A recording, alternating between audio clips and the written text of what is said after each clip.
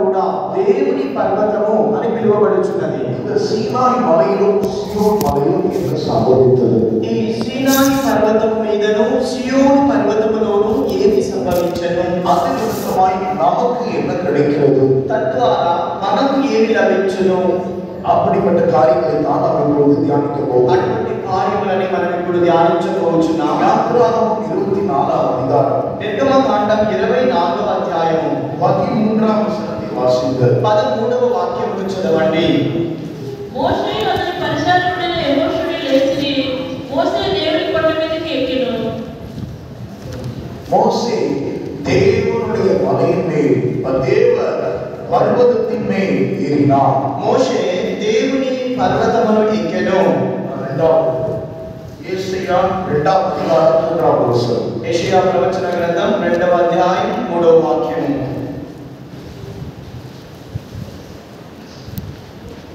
ఆ కాలంలో సియోను నుండి ధర్మశాస్త్రము యెరూషలేము నుండి యెహోవాకు బయలువెళ్ళెను. జనులు గుంపులు గుంపులుగా వచ్చి యాకోబు దేవుని మందిరమునకు యెహోవా పర్వతమునకు మనం వెళ్ళుదుము రండి. యెహోవా పర్వతమునకు మనము వెళ్ళుదుము అని రండి అని ఆయన తన మార్గముల విషయమై మనకు బోధించును. కర్తృடைய పరిశుద్ధ నామమునకు స్తోత్రం. దేవుని యొక్క పరిశుద్ధ నామమునకు స్తోత్రం. సియోన్ మலை కర్తృடைய పర్వతమునకు వారుங்கள் என்று சொல்வார்கள். సియోను యొక్క కొండను గురించి యెహోవా పర్వతమునకు వెళ్ళుదుము రండి అని వారు చెప్పుదురు. வேதத்தில் எந்தெந்த மலைகள் கர்த்தருடைய பர்வதம் என்று சொல்லப்படுகிறது? పరిశుద్ధ గ్రంథంలో ఏ పర్వతములను దేవుని పర్వతములని పిలువబడుచున్నవి? முதலாவது சீனாய் மலை, మొట్టమొదటిది సీనాయి కొండ, இரண்டாவது சொல்லுவாங்க రెండవది ఏంటి చెప్పండి? సియోన్ మலை. సియోను పర్వతము. கர்த்தருடைய பரிசுத்த நாமத்துக்கு ஸ்தோத்திரம். దేవుని యొక్క పరిశుద్ధ నామమునకు స్తోత్రం. இந்த சீனாய் மலையில் என்ன సంభవించదు? ఈ సీనాయి పర్వతం మీద ఏమి సంభవించెను? సియోన్ మலையில் என்ன సంభవించదు? ఈ సియోను పర్వతము పైన ఏమి సంభవించెను? அதை நாம் ஒப்பிட்டு பார்த்து దానిని మనం పోల్చి చూసి நம்முடைய ஆவிக்குரிய வாழ்க்கையை நாம் ஜெயம் எடுக்க வேண்டும். మన ఆత్మీయ జీవితంలో మనం జయము పొందవలెను. முதலாவது வாசியுங்கள் யாத்திராகமம் 19వ అధ్యాయం నిర్గమకాండం 19వ అధ్యాయము 16వ వచనத்திலிருந்து 19వ వచనం వరకు వాసి 16వ వాక్యం నుంచి 19వ వాక్యం వరకు చదవండి. మూడవ నాడు ఉదయమైనప్పుడు ఆ పర్వతం మీద ఉరుములు మెరుపులు సంద్రమేఘము బోరు యొక్క మహాధ్వనియు కలుగగా పాలెంలోని ప్రజలందరూ వణికిరి. దేవుని ఎదుర్కొన్నకు మోసే పాలెంలో నుండి ప్రజలను అవతలకు రప్పింపగా వారు పర్వతం దిగువన నిలిచిరి. యెహోవా అగ్నితో సీనాయి పర్వతం మీదకి దిగి వచ్చినందున అదంతా ధూమమయమై ఉండెను. దాని ధూమము కొలిమి ధూమలే లేచెను. పర్వతమంతయు మిక్కిలి కనిపించెను. ఆ భూలోకానికి అసలందరూ బిగ్గరగా మ్రోగెను. మోసే మాట్లాడుచుండగా దేవుడి కంఠస్వరం చేత అతనికి ఉత్తరమిచ్చుచుండెను. தமிழ்ல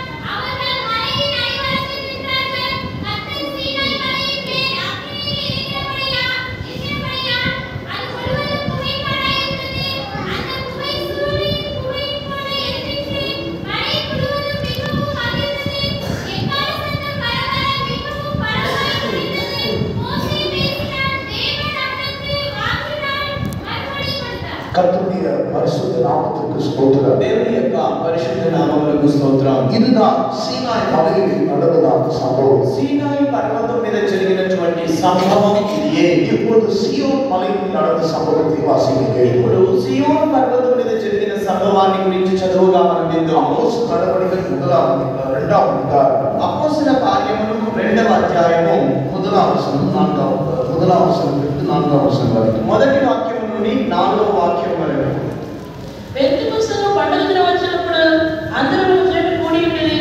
అప్పుడు ఏకంగా ఇచ్చు బలమైన గాలి నుండి వదని ఆకాశం నుండి అకస్మాత్తుగా వారు కూర్చున్న ఇళ్ళని నిండిను. మరియు అగ్నిజ్వాల నుండి నాలుకలు ఇవ్వబడినట్లుగా వారి కనబడి వారిలో ఒక్కొక్కరి మీద రాలగా అందరూ పరిశుద్ధాత్మ నిండిన వారే ఆత్మ వారికి వాక్శక్తి అనుగ్రహించిన కొలది అన్ని భాషలతో మాట్లాడసాగిరి. கர்த்தருடைய பரிசுத்த நாமத்துக்கு ஸ்தோத்திரம். దేవుని యొక్క పరిశుద్ధ నామమునకు స్తోత్రం. இஸ்ரவேல் ஜனங்கள் எகிப்திலே அடிமைகளாயிருந்தார். ఇశ్రాయేలీయులు ఐగుప్తులో బానిసలుగా ఉండిరి. அவர்கள் ஏறக்குறைய 400 வருஷம் அந்த அடிமைத்தனத்திலே அவர்கள் வேதனைப்பட்டு அவருடைய ஜீவனே அவர்களுக்கு கஷ்டமாக இருந்தது. దాదాపు 400 సంవత్సరములు వారు ఆ బానిసత్వంలో కష్టపడి చివరికి వారు తమ ప్రాణమును విసిగిన వారై విసుగు చెందిరి. தேவன் அவர்களை மீட்டெடுக்கும்படியாக దేవుడు వారిని విమోచించినట్లుగా மோசேயையும் ஆரோனையும் அனுப்பினார். మోషేను అహరోనును పంపించెను. அவர்கள் எகிப்திலிருந்து புறப்படும் முன்பாக వారు ఐగుప్తు నుంచి బయలుదేరడానికి ముందుగా பஸ்கா ஆட்டுக்குட்டியை அடிக்கும்படியாக கர்த்தர் சொன்னார். పస్కా గొర్రెపిల్లను వధించినట్లుగా ప్రభువు వారికి చెప్పెను. அந்த பஸ்கா ஆட்டுக்குட்டி அடிக்கப்பட்ட போது ఆ పస్కా గొర్రెపిల్ల వధించబడినప్పుడు அந்த நாள் காலையிலே தானே அவர்கள் எகிப்தை விட்டு புறப்பட்டார். ఆ యొక్క దినమందు ఉదయమునే వారు ఐగుప్తు నుండి బయలుదేరి அவர்கள் அந்த எகிப்திலிருந்து புறப்பட்டு వారు ఆ ఐగుప్తు నుండి బయలుదేరి 40வது நாள் சீனாய் மலை அடிவாரத்துக்கு வந்து சேர்ந்தார். 40వ దినమందు సీనాయి పర్వతం యొక్క క్రింద భాగములకు వచ్చి చేరిరి. 50வது நாள் மோசே மலை மேல் ஏறி போகிறார். 50వ దినమందు మోషే పర్వతములకు పైగా ఎక్కుచున్నాడు. 50வது நாள் தேவாதி தேவனானவர் அந்த சீனாய் மலை மேல் இறங்கி வருகிறார். 50వ దినమందు దేవాది దేవుడు ఆ సీనాయి పర్వతం మీదకి దిగి వచ్చుచున్నాడు. அங்கே மின்னல்கள் உண்டாகிறது, అక్కడ ఉరుములు కలిగెను, இடி முழக்கங்கள் உண்டாகிறது, అక్కడ గొప్ప శబ్దములు వినబడెను, பூமி அதிர்ச்சி உண்டாகிறது, భూకంపము కలిగెను, அங்கே அக்கினி இறங்கி வருகிறது. అక్కడ అగ్ని దిగి వచ్చుచున్నది. அந்த மலைக்காடு முழுவதும் புகையாய் மாறுகிறது. ఆ పర్వతంలోని అడవి మొత్తము కూడా పొగతో కమ్మెను. எக்கால சத்தம் வர வர வர வர அதிகமாகிக் கொண்டே இருக்கிறது. బూరధ్వని సమీపించను అత్యధికమగుచునే ఉండెను. இவர்கள் இஸ்ரவேல் ஜனங்கள் எகிப்தில் அடிமைகளாய் இருந்தார்கள். ఇశ్రాయేలీయులు ఐగుప్తులో బానిసలుగా ఉండిరి. அவர்கள் அந்த பஸ்கா ஆட்டுக்குட்டியை புசித்த அந்த நாள் காலையிலே தானே அவர்கள் புறப்படுகிறார்கள். ఆ పస్కాని వారు భుజించినటువంటి ఆ ఉదయమే వారు బయలుదేరుచున్నారు. அவர்கள் அந்த எகிப்தை விட்டு இந்த சீனாய் மலைக்கு அடிவாரத்துக்கு வருவதற்கு எத்தனை நாள் ஆனது? వారు ఐగుప్తుని విడిచి సీనాయి పర్వతం యొక్క అడుగు భాగమునకు రావడానికి వారికి ఎన్ని దినములు పట్టెను? 40 நாட்கள். 40 రోజులు పట్టెను. இந்த 40வது நாளிலிருந்து ఈ 40వ రోజు నుండి 10 நாட்கள் பின்பாக 10 రోజుల తరువాత தேவன் சீனாய் மலைக்கு இறங்கி வருகிறார். దేవుడు సీనాయి పర్వతం మీదకి దిగి వచ్చుచున్నాడు. இதுதான் சீனாய் மலை. ఇది సీనాయి పర్వతం. சீயோன் மலைக்கு வரும். ఇప్పుడు మనం సియోను పర్వతంకు వచ్చాము. சரியாக கவனித்தால் உங்களுக்கு புரியும். బాగా వింటేనే మీకు అర్థమవుతుంది. நல்லா கவனிங்க. శ్రద్ధగా గమనించండి. இப்போ ஆண்டவராகிய இயேசு பஸ்காவாய் நமக்காய் கல்வாரி சிலுவையில் அடிக்கப்பட்டார். ఇప్పుడు ప్రభువైన యేసుక్రీస్తు పస్కా గొర్రెపిల్లగా మన కొరకై కల్వారి శిలువలో ఆయన వధించబడెను. நம்முடைய பாவங்களை தன்மேல் சுமந்து கொண்டு மரித்தார். మన యొక్క పాపములను తన మీద వహించుకొని ఆయన మరణించెను. கொலோசியர் கலாத்தியரை வாசிக்கும் பொழுது இப்பொழுது இருக்கிற பொல்லாத பிரபஞ்சத்திலிருந்து அவர் நம்மை விடுவித்தார் என்று பவுல் அப்போஸ்தலன் சொல்கிறார். అపోస్తలుడైనటువంటి పౌలు గలతీయులకు రాసిన పత్రికలో వ్రాయించుండగా ఇప్పుడున్నటువంటి ఈ దుష్ట ప్రపంచం నుండి ఆయన మనలను విడిపించెను అని రాయించున్నారు. 1వ అధికారం 4వ వచనం. మొదటి అధ్యాయం 4వ వాక్యము. మన తండ్రి అయిన దేవుని చిత్తముల ప్రకారము క్రీస్తు వలన ప్రస్తుత దుష్టకాలముల నుండి విమోచింపబడని మన పాపముల నిమిత్తమే తన్ను తాను అప్పగించుకొనెను. நம்முடைய பாவங்களுக்காக தன்னைத்தானே அவர் ஒப்பு கொடுத்தார். మన పాపముల నిమిత్తమై తన్ను తానే ఆయన అప్పగించుకొనెను. கர்த்தருடைய பரிசுத்த நாமத்துக்கு ஸ்தோத்திரம். దేవుని యొక్క పరిశుద్ధ నామమునకు స్తోత్రం. நமக்காய் ஒரு பலியாய் மாறினார். ఆయన మన నిమిత్తము ఒక బలిగా మారెను. சர்வ பாவ பரிகாரத்துமை ரத்த புரோக்ஷணம் அவசியம். సర్వలోక పాప పరిహారం నిమిత్తమై రక్త ప్రోక్షణ అవశ్యము. ரத்தம் சிந்தப்படாமல் பாவம் மன்னிக்கப்படாது. రక్తం చిందించబడకుండా పాప క్షమాపణ కలుగదు. ஒரு மனிதனுடைய பாவம் மன்னிக்கப்பட வேண்டும் என்று சொன்னால் ரத்தம் சிந்தப்பட வேண்டும். ఒక మనుషుడి యొక్క పాపము క్షమించబడాలంటే రక్తము చిందించబడవలెను. அந்த ரத்தம் பரிசுத்தமான ரத்தமாக இருக்க வேண்டும். ఆ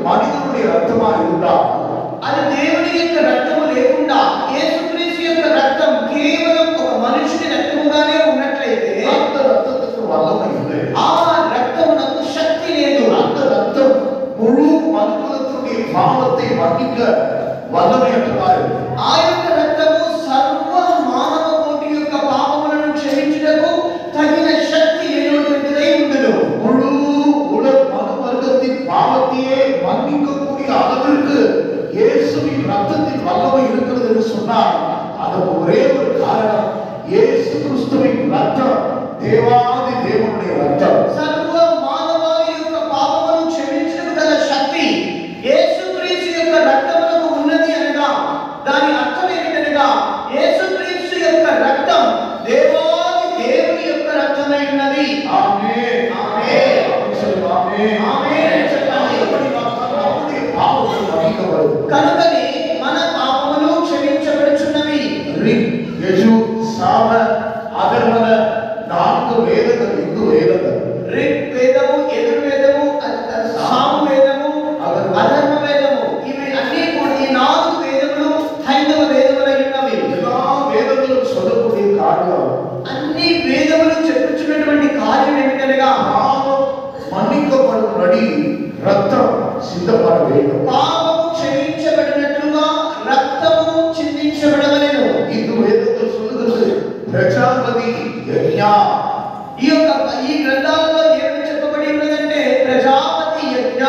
ప్రజాపతి యజ్ఞ అంటే என்ன అర్థం? ప్రజాపతి యజ్ఞ అంటే అర్థం ఏమిటి? సృష్టికర్తర్ బలియాగ வேண்டும். సృష్టికర్త బలిగా మార్చబడవలెను. வானத்தை பூமி படைத்த தேவன் பலியாய் மாற வேண்டும். ఆకాశమును భూమిని సృష్టించిన దేవుడు బలిగా మార్చబడవలెను. அப்பொழுது மட்டுமே ஒரு மனிதனுடைய பாவம் மன்னிக்கப்படும். అప్పుడు మనకి ఒక మనుషుని యొక్క పాపము క్షమించబడును. அவருடைய பரிசுத்த நாமத்துக்கு ஸ்தோத்திரம். దేవుని యొక్క పరిశుద్ధ నామమునకు స్తోత్రం. வானத்தை பூமி உண்டாக்கின தேவன் భూమిని ఆకాశమును కలుగ చేసిన దేవుడు இந்த பூமியிலே మన నిమిత్తమై ఈ భూమి మీద ஒரு தேவ ஆட்டுக்குட்டியாய் பிறந்தார். దేవుని గొర్రె పిల్లగా జన్మించెను.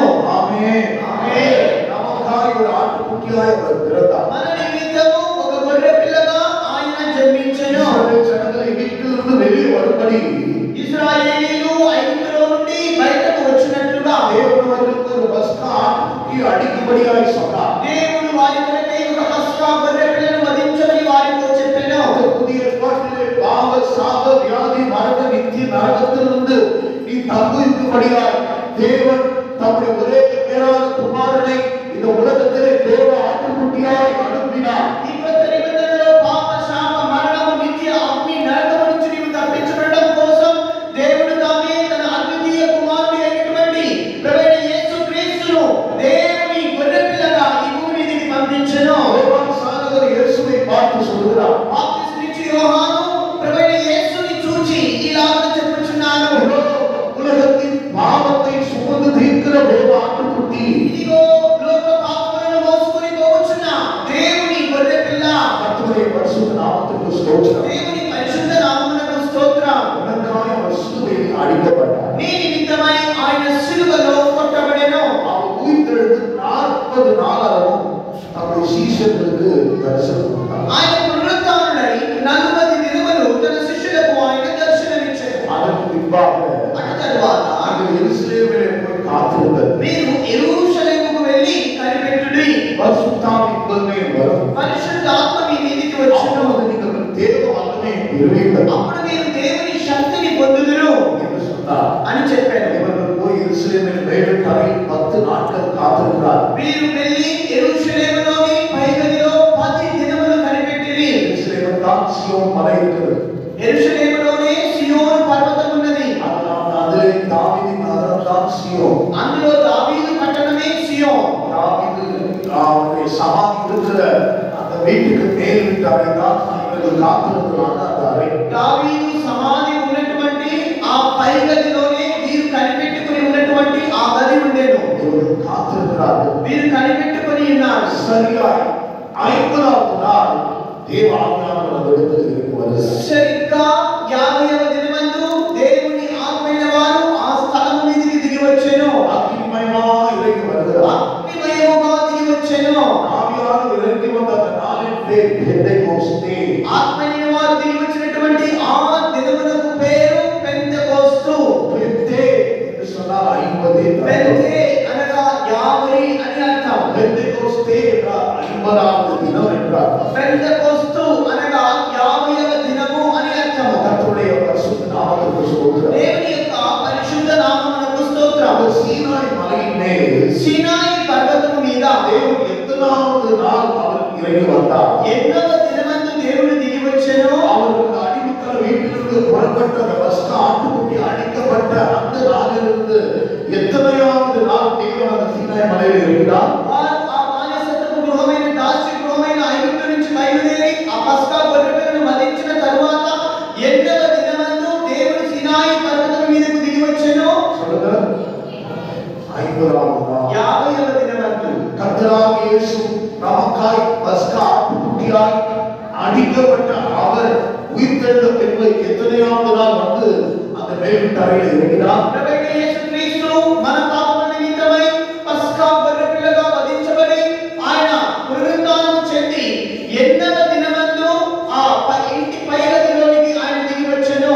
சொல்லுங்க 50வது நாள் 50వ దినము. அந்த சீனாய் மலையில் தான் தேவன் மோசேக்கு 10 கற்பனைகளை எழுதி கொடுத்தார். ఆ సీనాయి పర్వతం మీదనే దేవుడు మోషేకి 10 ఆజ్ఞలు రాసి ఇచ్చెను. கர்த்தருடைய பரிசுத்த நாமத்துக்கு ஸ்தோத்திரம். దేవుని యొక్క పరిశుద్ధ నామమునకు స్తోత్రం. சீனாய் மலையில் தான் தேவன் கட்டளைகளையும் கற்பனைகளையும் பிரமாணங்களையும் கொடுத்தார். ఆ సీనాయి పర్వతం మీదనే దేవుడు కట్టడలను ఆజ్ఞలను ప్రమాణాలను ఇచ్చెను. தேவன் அவருடைய விரலினால் எழுதி கொடுத்தார். దేవుడు తన సొంత చేతి ప్రేలితో రాసి ఇచ్చెను. யாத்திராகமம் 31వ అధికారం 12వ వచనం. నిర్గమకాండం 31వ అధ్యాయం 18వ వాక్యం. మరియు అది సీనాయి కొండ మీద మోసేతో మాట్లాడుట సాధించిన తరువాత ఆయన తన శాస్త్రములుగా 2 పలకలను అనగా దేవుని పేరుతో రాయబడిన రాతి పలకలను అతనికి ఇచ్చెను. தேவனுடைய விரலினால் எழுதப்பட்ட அந்த பிரமாணங்களை கொடுத்தார். దేవుని ప్రేలితో రాయబడినటువంటి ఆ ప్రమాణముల గల పలకలను ఇచ్చెను. எதனால் எழுதப்பட்ட பிரமாணங்கள்? అవి దేని ద్వారా దేని చేత రాయబడినటువంటి ప్రమాణములు? தேவனுடைய விரலினால். దేవుని యొక్క ప్రేలి చేత. எதனால? చెప్పండి, దేని చేత? தேவனுடைய விரலினால் దేవుని యొక్క ప్రేలి చేత రాయబడినటువంటిది. கற்பனைகளை கொடுத்தார். ఆయన ఆ రాతి పలకల మీద రాసి ఇచ్చాడు. கர்த்தருடைய பரிசுத்த நாமத்துக்கு ஸ்தோத்திரம். దేవుని యొక్క పరిశుద్ధ నామమునకు స్తోత్రం. தேவனுடைய விரல் என்று சொல்லும்போது దేవుని యొక్క ప్రేలు అని చెప్పగా பரிசுத்த ஆவியானவரை காண்பிக்கிறது. పరిశుద్ధాత్మైన వారిని సూచించుచున్నది. அது கடைசியாக 2 வசனங்களை இங்கே வாசிக்கிறோம். దానికి ఆధారముగా 2 వాక్యములను మనం చదివేదము. மத்தேயு 12వ అధ్యాయం 28వ వచనం. మత్తయి రాసిన సువార్త 12వ అధ్యాయం 28వ వాక్యం. மத்தேயு சுவிசேஷம் 12వ అధ్యాయం 28వ వచనం. మత్తయి రాసిన సువార్త 12వ అధ్యాయం 28వ వాక్యము. దేవుని ఆత్మవలన నిన్ను దైవముని అడ్డగొట్టుచున్నాడలా నిత్యము దేవుని రాజ్యం మీ మధ్యకు நான் వచ్చును. தேவனுடைய ஆவியினாலே பிசாசுகளை துரத்துகிறேன் என்று இங்கே சொல்கிறார். ఇక్కడ నేను దేవుని ఆత్మ వలన దయ్యములను వెళ్ళగొట్టుచున్నాను అని ఇక్కడ చెప్పుచున్నాను. இதே வசனத்தை லூக்கா எழுதும்போது ఇదే వాక్యమును లూకా వ్రాయుచున్నప్పుడు லூக்கா 11వ అధ్యాయం 20వ వచనத்தை వాసిద్దాం. లూకా సువార్త 11వ అధ్యాయం 20వ వాక్యం చదవండి.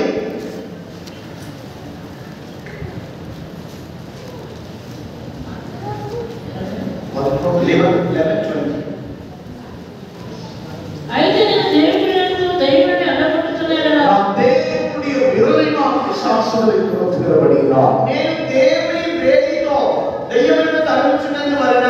தேவனுடைய விரல் என்று சொன்னால் யார்? దేవుని యొక్క ప్రేరు అనగా ఎవరు? சொல்லுங்க, Holy Spirit. పరిశుద్ధాత్మ వారు. தேவனுடைய விரல் என்று சொன்னால் யார்? దేవుని యొక్క ప్రేరు అనగా ఎవరు? சொல்லுங்க, எல்லாரும் வாய்ப்பு சொல்லுங்க. అందరూ నోరు చెప్పండి. பரிசுத்த ஆவியானவர். పరిశుద్ధాత్మైన వారు. அங்கே சீனாய் மலையிலே தேவன் தம்முடைய விரலினால் எழுதப்பட்ட பிரமாணங்களை கொடுத்தார் என்று சொன்னால் யார் மூலமாய் யார் கொடுக்கிறது? అక్కడ సీనాయి పర్వతం మీద దేవుడు తన వేలితో రాసినటువంటి ప్రమాణములను వారికి అనుగ్రహించను అనగా అక్కడ ఎవరి ద్వారా ఎవరికి అనుగ్రహించబడుచున్నవి? தேவன் தன்னுடைய பரிசுத்த ஆவி மூலமாய் ஜனங்களுக்கு பிரமாணங்களை கொடுத்தார். దేవుడు తన పరిశుద్ధాత్మ ద్వారా జనులకు స్తోత్రం. దేవుని యొక్క పరిశుద్ధ నామమునకు స్తోత్రం. புதிய ஏற்பாட்டிலே అయితే కొత్త నిబంధనలో தேவன் பிரமாணங்களை கொடுக்கவில்லை. దేవుడు ఆజ్ఞలను ఇవ్వలేదు. பிரமாணங்களை கொடுக்கிற ஆவியானவரை கொடுத்து விட்டார். ఆజ్ఞను అనుగ్రహించుచున్న ఆత్మైన వారినే ఆయన మనకు ఇచ్చెను. பழைய ஏற்பாட்டு காலத்தில் பார்க்கும்போது పాత నిబంధన కాలంలో చూడగా இஸ்ரவேல் ஜனங்கள் செய்யும்படியான கட்டளை கற்பனைகளை தேவன் கொடுத்தார். ఇశ్రాయేలీయులు చేయనట్లుగా ఆజ్ఞలను ప్రమాణములను దేవుడు ఇచ్చెను. அவர்களுக்கு வழி காட்ட தேவன் பிரமாணங்களை கொடுத்தார். వారికి మార్గం చూపించిన కొరకై దేవుడు ప్రమాణములను ఇచ్చెను. ஆனா புதிய ஏற்பாட்டிலே అయితే కొత్త నిబంధనలో வழி காட்ட அல்ல, మార్గమును చూపించుటకు కాదు, வழி நடத்த தம்முடைய ஆவியானவரை ఆయన கொடுத்திருக்கிறார். మార్గములో నడిపించుటకు తన ఆత్మైన వారిని అనుగ్రహించెను. பழைய ஏற்பாட்டிலே அங்க போ, పాత నిబంధన కాలంలో అక్కడికి వెళ్ళు, ఇక్కడికి వెళ్ళు, ఇక్కడికి వెళ్ళు. ஆனால் புதிய ஏற்பாட்டில் அப்படி அல்ல. అయితే కొత్త నిబంధనలో ఆలాపన కాదు, இங்கே போலாம், ఇక్కడికి వెళ్దాం, அங்க வரலாம். ఇక్కడికి రావచ్చు. ஆவியானவர் உனக்குள்ளா இருந்து உன்னை நடத்துகிறார். ఆత్మైన వారు నీలో ఉండి నిన్ను నడిపించుచున్నారు. 108 சங்கீதம் 10-11 வசனத்தை வாசிக்கிறேன். 108వ కీర్తన 10-11వ వాక్యములను చదవండి. కోటగా పట్టుకోవడానికి నన్ను ఎవరు తోడుకొని పోవును? ఏదేమోనికి నన్ను ఎవరు నడిపించును? దేవా, నీవు మమ్మల్ని విడనాడి ఉన్నావు కదా. దేవా, మా సేనలతో కూడా నీవు బయలుదేరిన మారి ఉన్నావు కదా. మనుషుల సహాయం ఎంతము? శత్రువులను జయించుటకు నీవు మాకు సహాయం దయచేయము. பழைய ஏற்பாட்டு காலத்தில் தேவன் அவர்களுக்கு ஒரு நடத்திப்பைத்தான் கொடுத்தார். పాత నిబంధన కాలంలో దేవుడు వారికి ఒక నడిపింపుని ఇచ్చెను. ஆனால் புதிய ஏற்பாட்டிலே అయితే కొత్త నిబంధనలో நடத்தும்படியாக தேவன் தம்முடைய ஆவியானவரை கொடுத்திருக்கிறார். ఆయన మనం నడిపించుట కొరకై దేవుడు తన ఆత్మైన వారిని అనుగ్రహించెను. இந்த சீனாய் மலையிலே என்ன கொடுக்கப்பட்டது? చెప్పండి, సీనాయి పర్వతం మీద ఏమి అనుగ్రహించబడెను? தேவ ஆவியினால் அருளப்பட்ட பிரமாணங்கள். దేవుని ఆత్మ ద్వారా అనుగ్రహించబడినటువంటి ప్రమాణములు. ஆனா புதிய ஏற்பாட்டில் நமக்கு என்ன கொடுக்கப்பட்டது? అయితే నూతన నిబంధనలో మనకి ఏమి ఇవ్వబడెను? ஆவியானவரை பிரமாணங்களை கொடுத்த ஆவியானவரை நமக்கு கொடுக்கப்பட்டது. ఆత్మను ఇచ్చినటువంటి ఆత్మైన వారినే మనకు అనుగ్రహించిరి. பழைய ஏற்பாட்டு காலத்தில் சும்மா சொல்றது இல்லை. அங்க போ, పాత నిబంధన కాలంలో ఊరకనే చెప్పడం, అక్కడికి వెళ్ళు, ఇక్కడికి వెళ్ళు, இதை செய், இதை செய்யாது, దీన్ని చెయ్యి, దాన్ని చేయకు, இதை கைக்கோள், இதை கைக்கொள்ளாது, దీన్ని కైకొనము, వీటిని కైకొనవద్దు, వీటిని భుజించము, వాటిని భుజించవద్దు, ఇక్కడ నిలబడము, అక్కడ నిలబడము. பழைய ஏற்பாட்டு காலத்தில் எல்லாம் do's and don'ts. పాత నిబంధన కాలంలో అన్ని కూడా చేయము, చేయకుండా ఉండుము. அதை மனிதனால் செய்ய முடியவில்லை. అవి మనుషులు చేయలేకపోయారు. அதனால் தேவன் என்ன செய்தார்? కాబట్టి దేవుడు ఏమి చేశాను? புதிய ஏற்பாட்டு காலத்தில் தேவன் தம்முடைய ஆவியே நமக்குள்ளாய் கொடுத்து కొత్త விட்டார். నిబంధన కాలంలో దేవుడు తన ఆత్మనే మనకు అనుగ్రహించాడు. கர்த்தராகிய இயேசு கிறிஸ்துவை ஏற்றுக்கொண்ட ஒவ்வொருவரிலும் தேவ ஆவியானவர் ஜீவிக்கிறார். ప్రభువైన యేసుక్రీస్తును అంగీకరించిన ప్రతి ఒక్కరిలో కూడా దేవుని ఆత్మైన వారు జీవించుచున్నారు. அவர் உள்ளத்தில் தெளிவாய் பேசுவார். ఆయన నీతో స్పష్టంగా మాట్లాడును. அதை செய், இதை செய்யாது, దీనిని చేయము, దానిని చేయవద్దు, இங்கே போ, இங்கே போகாது. ఇక్కడికి వెళ్ళము, అక్కడికి వెళ్ళవద్దు. பேசுகிறவர்களுக்கு தெளிவாய் புரியும். ఆయన మాట్లాడుచున్నది నీకు స్పష్టంగా అర్థమవును. ஆவியானவர் என்னோடு பேசவில்லை என்று நீ சொல்லவே முடியாது. ఆత్మైన వారు నాతో మాట్లాడలేదని నీవు చెప్పజాలము. உன்னோடு அவர் தெளிவாய் பேசுவார். నీతో తేటగా మాట్లాడును. உனக்குள்ளே அவர் இருக்கிறார். నీలో ఆయన ఉన్నారు. நீ பழைய ஏற்பாட்டின் கட்டளைகள் பிரமாணங்களை கைக்கொள்ள வேண்டிய அவசியம் இல்லை. పాత నిబంధన యొక్క ప్రమాణములను, ఆజ్ఞలను కైకొనవలసిన అవసరం లేదు. உனக்குள்ளாய் இருக்கிற பரிசுத்த ஆவியானவர் உனக்கு போதிக்கிறார். నీలో ఉన్నటువంటి పరిశుద్ధాత్మైన వారు నీకు బోధించును. அவர் சில வேளைகளில் நம்மை சரியாய் நம்மை கண்டித்து உணர்த்துகிறார். కొన్ని సందర్భములలో ఆయన మనలను సూటిగా గద్దించి మనకు గ్రహింపు కలుగు చేయుచున్నాడు. எத்தனை பேருக்கு அந்த அனுபவம் இருக்கிறது? ఎంతమందికి ఆ అనుభవం ఉన్నది? நீங்க எங்கேயாச்சும் அண்ணா பேசிட்டே இருக்கும்போது మీరు ఎవరితోనైనా మాట్లాడుతూ ఉన్నప్పుడు உடனே ஆவியை பேசாது, நிறுத்து, நிற்காது, போ, వెంటనే ఆత్మ వారు మాట్లాడుతూ ఇక్కడి నుంచి బయలుదేరు, இங்க இருக்காது, ఇక్కడ నిలబడు, பேசாது, ఇక్కడ మాట్లాడు, போ, వెళ్ళు. அது எத்தனை பேர் சொல்ல கேட்டிருக்கிறீர்கள்? ఆ విధంగా చెప్పుకునే ఎంతమంది విని ఉన్నారు? ஆவியானவர் நம்மை நடத்துகிறார். ఆత్మైన వారు నన్ను నడిపించుచున్నారు. நம்முடைய வாலிப நாட்களிலே నా యవ్వన దినములలో ஒரு கணவன் கன்வென்ஷனுக்காக அந்த பாஸ்டர் அந்த ஒரு இடத்தை க்ளீன் பண்ணிட்டு இருந்தார். కన్వెన్షన్ కొరకు పాస్టర్ గారు ఒక స్థలంలో పరిశుభ్ర శుభ్రం చేయించుండే. పాస్టర్ ఒక இடத்துல இருந்து அதை பார்த்து சொன்னார். పాస్టర్ గారు ఒక స్థలంలో ఉండి దాన్ని గమనించమన్నారు. பணமரத்து கீழே நின்று அந்த வேலையெல்லாம் அவங்க செய்யறாங்கன்னு பார்க்கணும். నేను ఆ తాటి చెట్టు కింద నిలబడి చేయించిన పనులన్నీ చూస్తూ ఉన్నాను. ஒரு நிமிஷத்துல ఒక్క నిమిషంలో నాలో ప్రేరణ కలిగింది. కొంచెం ముందుకు వెళ్ళి முன்னாடி போனா కొంచెం ముందుకు వెళ్ళి 2-3 அடிதான் வச்சுருவாங்க. அந்த இடத்துல சரியா ஒரு பணக்காய் ரொம்ப ஓடுச்சு. నేను ఒక 2 అడుగులే వేసుకుంటే నేను నిలబడిన ఆ స్థలంలో నేరుగా ఆ తాటికాయ బెల్ల వచ్చి పడింది. అది వచ్చి అలానే పడింది. ఆశ్చర్యమాయి నాకు ఆశ్చర్యంగా చిన్న చిన్న విషయాలు కూడా నాకు బోధించడం நடத்துகிறார். చిన్న చిన్న కార్యాలను కూడా ప్రభు మనకు బోధించి నడిపించుచున్నారు. పలే పాటిని పలకని ఎల్లొకటి ప్రమాణం. పాత నిబంధన కాలంలో రాతి పలకల మీద వ్రాయబడినటువంటి ప్రమాణం. புதிய பாட்டிலே நமக்கு கொடுக்கப்பட்டது என்னது? క్రొత్త నిబంధనలో మనకు అనుగ్రహించబడినది ఏమిటి? ஆவியின் பிரமாணம். ఆత్మ యొక్క ప్రమాణం. పౌలు சொல்கிறார் ஆவியின் பிரமாணம். పౌలు అపోస్తలుడు చెప్పుచున్నాడు ఆత్మ యొక్క నియమము. ஆவியின் படி நீங்கள் நடக்க வேண்டும். ఆత్మానుసారముగా మీరు నడుచుకొనవలెను. 8వ అధికారం రోమీయులకు రాసిన పత్రిక 8వ అధ్యాయము முதல் வசனத்தை మొదటి వాక్యంలో நாம் வாசிக்க கேட்போம். చదువుగా విన్నాము. తెలుగులో తమిళం ఇంగ్లీష్లో వాసిద్దాం. తెలుగు తమిళ ఇంగ్లీష్ భాషలో చదవండి. కాబట్టి ఇప్పుడు క్రీస్తునందున వారికి ఏ శక్తియు లేదు. క్రీస్తునందున జీవనిచ్చు ఆత్మీయ నియమము పాపకర్మలో నీవు నుండి నన్ను నడిపించును.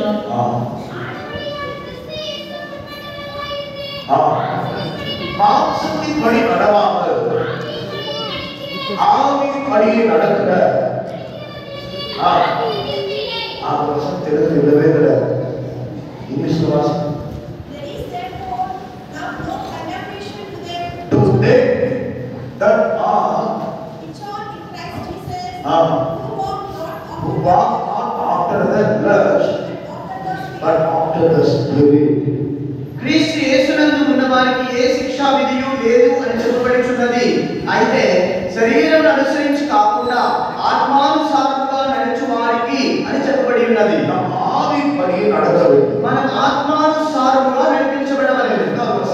ஆவியின் பிரமாணம் என்று சொல்கிறார். తర్వాత ఆత్మ యొక్క నియమము అని చెప్పుచున్నారు. நமக்கு கொடுக்கப்பட்ட பிரமாணம் ஆவியின் பிரமாணம். మనకు అనుగ్రహించబడినటువంటి నియమము ఆత్మ యొక్క నియమము. நமக்குள்ளே ஆவியானவர் இருக்கிறார். మనలో ఆత్మైన వారు జీవించుచున్నారు. கலாத்தியரை வாசிக்கும் போது గలతీయులకు రాసిన పత్రికలో మనం చదవగా 5వ అధికారం 5వ అధ్యాయము పౌలు சொல்கிறார். అక్కడ అపోస్తలుడైన పౌలు చెప్పుచున్నారు மாம்சம் ஆவிக்கு விரோதமாயும் శరీరము ఆత్మకు విరోధముగాను ஆவி மாம்சத்துக்கு விரோதமாயும் శరీరము విరోధముగా పోరాడుచున్నవి. நீங்கள் செய்ய வேண்டும் என்று இருக்கிறவர்களை செய்யக்கூடாதபடிக்கு இவைகள் ஒன்றுக்கொன்று விரோதமாக இருக்கிறது. మీరు ఉద్దేశించినది చేయకున్నట్లుగా ఇవి ఒకదానికి ఒకటి పరస్పర విరోధముగా క్రియ చేయుచున్నవి. ஆவியினால் நடத்தப்படுவீர்களானால் మీరు ఆత్మ చేత నడిపించబడినట్లయితే நீங்கள் நியாயப்பிரமாணத்துக்கு கீழ்ப்பட்டவர்கள் அல்லவே. మీరు ధర్మశాస్త్రములకు లోబడిన వారు కారు. நீங்கள் ஆவியினால் நடக்கும்போது మీరు ఆత్మ చేత నడిపించబడిన ఎడల மாம்ச இச்சைகளை நிறைவேற்றாமல் இருப்பீர்கள். శరీర కార్యములను మీరు నెరవేర్చకుండా ఉంచుకుందురు. లివింగ్ ట్రాన్స్లేషన్ వసతి వాసింది. ఎవరైనా ఫోన్లట్లయితే లివింగ్ ట్రాన్స్లేషన్ లో ఇదే వాక్యాన్ని ఒకసారి చదవండి. గలతీయులకు రాసిన పత్రిక 5వ అధ్యాయం 16వ వచనం 17వ వచనం 18వ వచనం 16, 17, 18 వాక్యములు లివింగ్ ట్రాన్స్లేషన్ నుంచి చదివించుకోవాలి. తెలుగు వాసిత తమిళ వాసిత ఇంగ్లీష్ వాసిత మొదటిగా తెలుగు, తర్వాత తమిళ్, ఆ తర్వాత ఇంగ్లీష్. నేను చెప్పినదేమనగా ఆత్మానుసారంగా నడుచుకొనుడి, అప్పుడు మీరు శరీరాన్ని నెరవేర్చరు. శరీరము ఆత్మకును, ఆత్మ శరీరముకు విరోధంగా అపేక్షించును. ఈ ఒకదానికొకటి వ్యతిరేకంగా ఉన్నవి కనుక మీరేం నిశ్చయించరో వాటిని చేయకూడదు.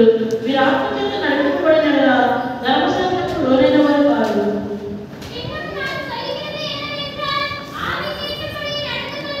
ஆவிக்கேற்றபடி நடந்து கொள்ளுங்கள். அப்பொழுது மாம்ச இச்சையை நிறைவேற்றாமல் இருப்பீர்கள்.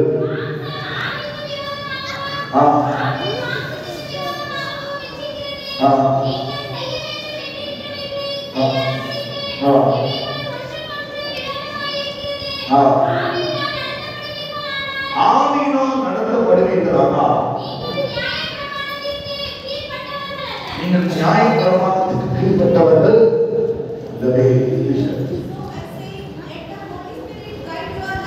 So I say that the Holy Spirit guide you. కాబట్టి నేను చెప్తున్నది ఏమనగా పరిశుద్ధాత్మ దేవుడు మిమ్మల్ని నడిపించును గాక. If you won't be doing what your sinful nature desires. నీ యొక్క పాపపు ఇష్టమైనటువంటి నీ స్వభావం ఇచ్చించినట్లు కాకుండా What you say is, ఆయన ఏమని చెప్తున్నారు? I say that you be led through the Holy Spirit. ఆత్మ చేత నడిపించబడి Then you will not fulfill వారు అది నెరవేర్చరు. what they will not fulfill. వారు దేని నెరవేర్చరు? The evil nature of your flesh. మీ శరీరం కోరుచున్న దుష్ట స్వభావములను నెరవేర్చరు.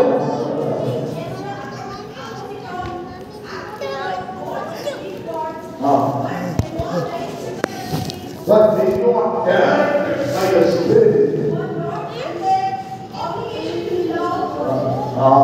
They do not under the obligation of the Moses. మీరు ఆత్మ చేత నడిపించబడుచున్నప్పుడు మోషే చేత ఇవ్వబడిన ధర్మశాస్త్ర నియమములకు మీరు లోబడిన వారు కాదు.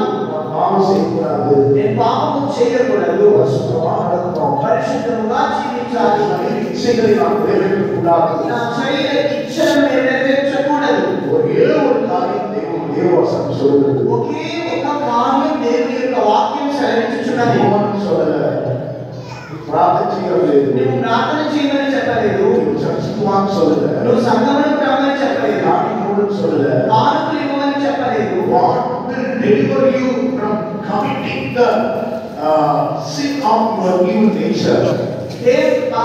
నీ యొక్క పాప స్వభావాన్ని నెరవేర్చకుండా నిన్ను ఆపుచున్నది ఏమిటి? சொல்லுகிறது. ఏంటి?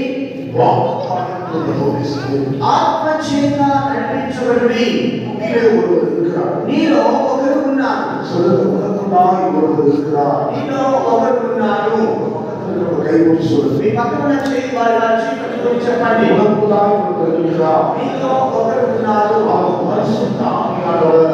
పరిశుద్ధ ఆత్మైన వారు நடத்தும்படி மாற்றுகிறார். ఆయన నడిపించినట్లుగా కోరుచున్నారు. அவரை நடத்தும் போது ఆయన నడిపించినప్పుడు சரீர இச்சைகளை நிறைவேற்ற மாட்டார். నువ్వు శరీర ఇచ్చలను నెరవేర్చవు. ஆமென். ఆమేన్. ஆமென். ఆమేన్.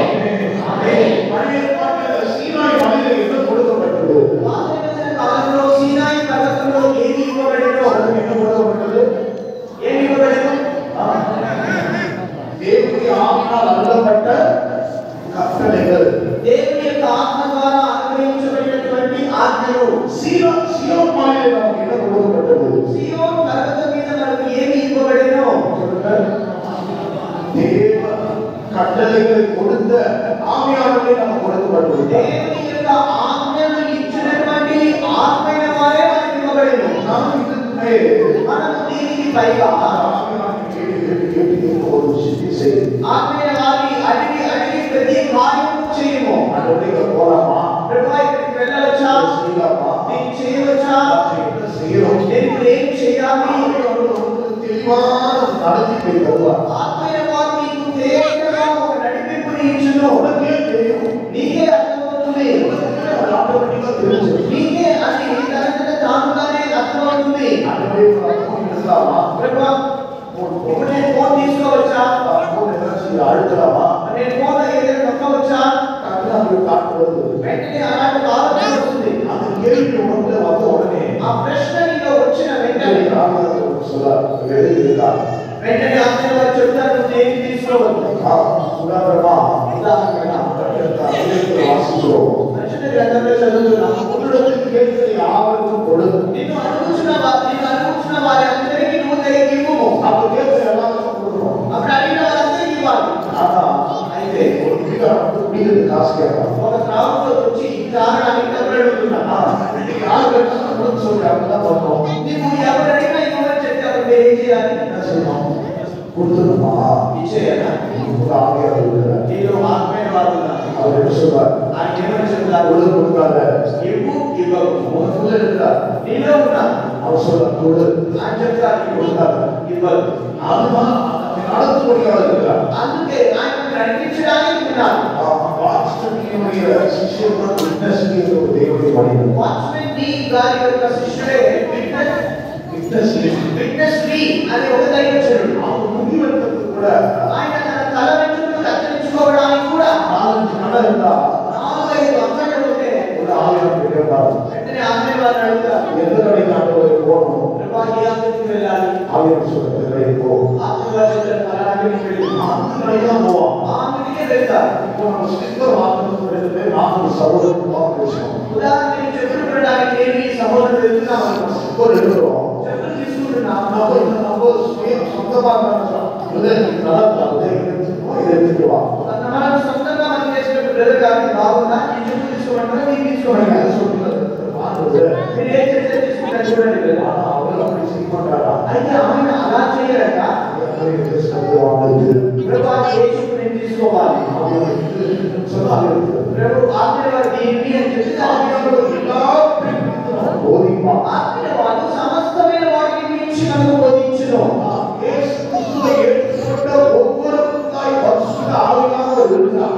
యేసుక్రీస్తును అంగీకరించిన ప్రతి ఒక్కరిలో ఆత్మీయ వారు ఉన్నారు. నీకు అన్య భాష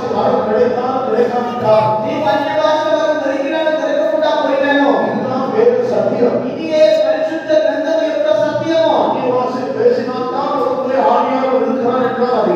అన్య భాషలు మాట్లాడితేనే నీవు ఆత్మీయ వారు ఉన్నారు అంటే అది కాదు. ఆత్మీయ వారు రక్షణలో మనకు అనుగ్రహించబడుచున్నారు. దేవుని యొక్క పరిశుద్ధ నామమునకు స్తోత్రం. ఆ ఆత్మీయ వారే మనల్ని సర్వ సత్యములోనికి నడిపించుచున్నారు. మొదటి యోహాను 4వ అధ్యాయము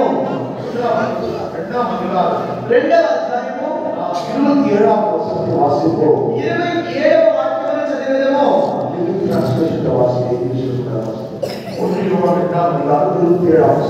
అయితే ఆయన మీరు పొందిన అభిషేకము మీలో నిలుచున్నది కనుక ఎవరినూ మీకు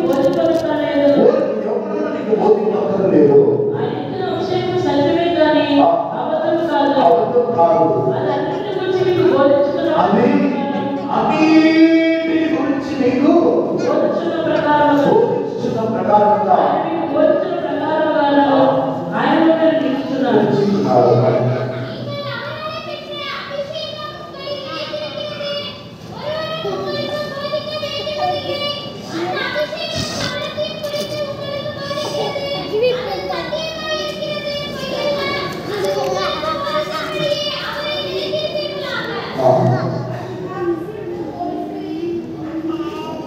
Anointing of the Master, living present.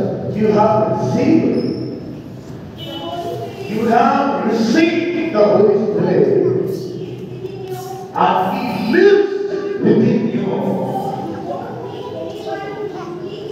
So you don't need anyone to teach you what is truth.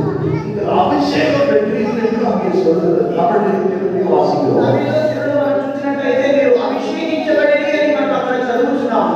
இன்னொரு வழி தேர்தலே అయితే మరొక తర్జుమాలో நீங்கள் அவருடைய ஆவியை பெற்றிருக்கிறீர்கள். ఆయన యొక్క ఆత్మను పొంది ఉన్నారు. அவர் உங்களுக்கு போதிக்கிறார். அவர் உங்களுக்குள்ளாய் ஜீவிக்கிறார். ఆయన మీలో జీవించుచున్నారు.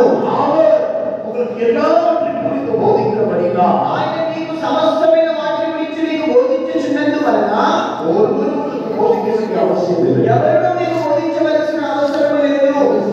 செய்ய வேண்டாமா? దీన్ని చేయాలా చేయవద్దా, போகணுமா போகக்கூடாதா? వెళ్ళొచ్చా వెళ్ళకూడదా, அது உள்ளுக்குள்ளே வந்தா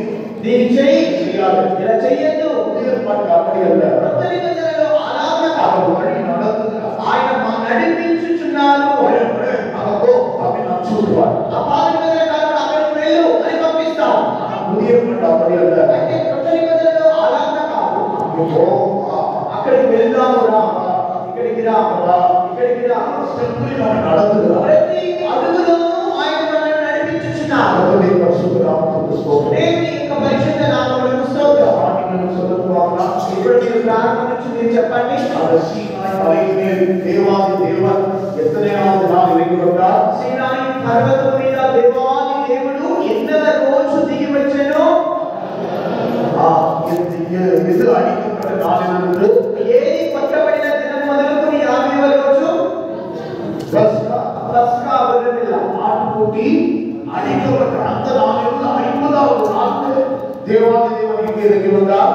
పస్కా గొర్రెపిల్ల వధించబడినటువంటి ఆ దినం మొదలుకొని 50వ దినమందు దేవుని యొక్క దేవాది దేవుడు ఎక్కడికి దిగి వచ్చెనో, சொல்லுங்க, வாய்ப்பு சொல்லுங்க. ఎవరు చెప్పండి, ఎక్కడికి దిగి వచ్చారు? సీనాయి పర్వతం మీద.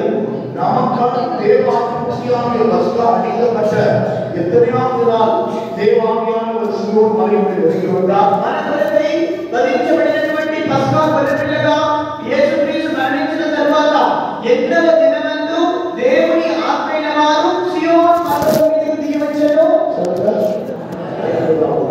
50వ దినం. சீயோன் மலையில் இறங்கி வந்தபோது సీనాయి పర్వతం మీదకు దిగి వచ్చినప్పుడు அங்கே தேவன் எதை ஜனங்களுக்கு கொடுத்தார்? అక్కడ దేవుడు జనులకు దేనిని అనుగ్రహించెను?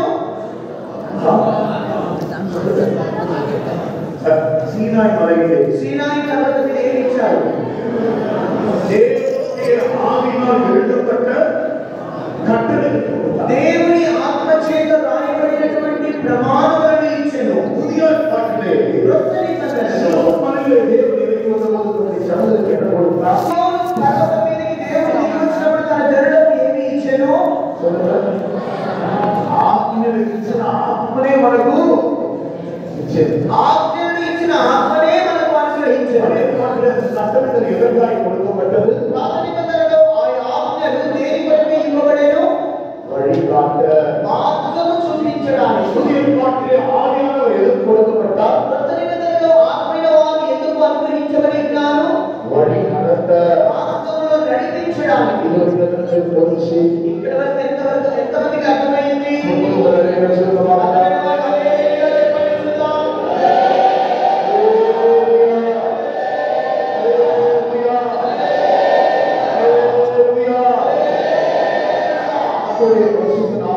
சொல்லுங்க. దేవుని యొక్క పరిశుద్ధ నామమునకు స్తోత్రం.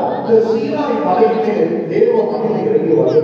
ఈ సీనాయి పర్వతం మీద దేవుని మహిమ దిగి వచ్చెను. அக்கினி இறங்கி வந்தது. అగ్ని దిగి వచ్చెను. இடி முழக்கங்கள் வந்தது. ఉరుముల ధ్వనులు కలిగెను. மின்னல் உண்டானது. మెరుపులు కలిగెను. அந்த மலை முழுவதும் புகை காணால் ఆ விளங்கியது. పర్వతం అంతయు కూడా పొగ చేత కప్పబడెను. இங்கே ஒரு மகிமை இறங்கி வந்தது. అక్కడ ఒక మహిమ దిగి వచ్చెను. அந்த மகிமை எங்க போச்சு தெரியுமா? ఆ మహిమ ఎక్కడికి వెళ్ళినో తెలుసా? ஆசீர்வாத கூடாரத்தில் போய் ప్రత్యక్ష గుడారములోనికి వెళ్ళెను. பரிசுத்த நாமத்துக்கு ஸ்தோத்திரம். దేవుని యొక్క పరిశుద్ధ నామమునకు స్తోత్రం.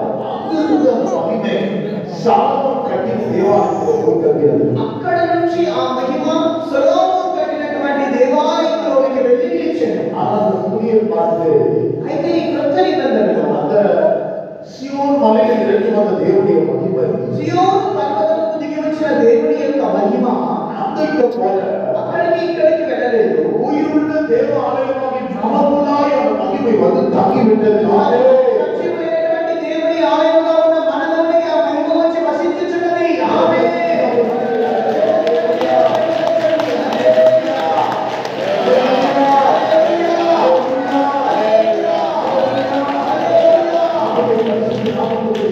దేవుని యొక్క పరిశుద్ధ నామమునకు స్తోత్రం.